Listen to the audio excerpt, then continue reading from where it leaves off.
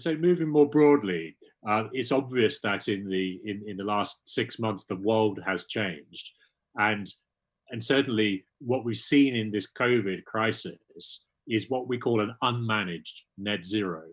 And so we've seen the result of shutting down transportation systems, of changing the energy system, of working from home, of everyone using digital technologies instead of transport. Aviation is perhaps 99% in some areas. And so the result of that has been a significant fall in global carbon. And it's really interesting, despite the trauma and the tragedy of what's happened globally continues to unfold, what this sort of informs us about the need to get to net zero. We've just had an unmanaged net zero.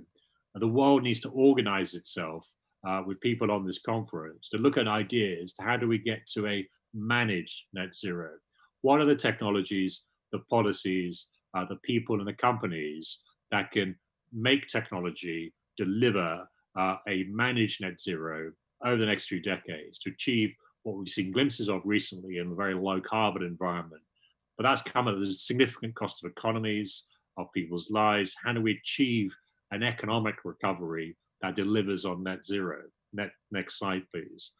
And this has been the ambition of the Sustainable Development Goals, particularly in energy and mobility. The goal is, how do we halve carbon every decade?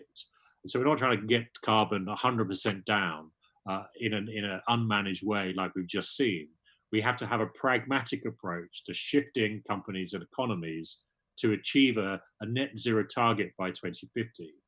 And so a reasonable approach is to halve carbon every decade by looking at the technologies involved. And certainly in energy, energy is largely on track to halve carbon this decade through solar, through wind, and through the use of storage and smart grid technologies to work with renewable generation. Renewable generation is fantastic, but the sun doesn't always shine and the wind doesn't always blow. So we still rely on peak plant carbon intensive technologies from fossil fuels together with nuclear technology as a low carbon resource. So storage is really critical to enable the low carbon transition to happen. And Moixa focuses on that challenge. How do we make storage work in cars, in homes, or in large scale resources to halve carbon this decade and deliver on the Sustainable Development Goals?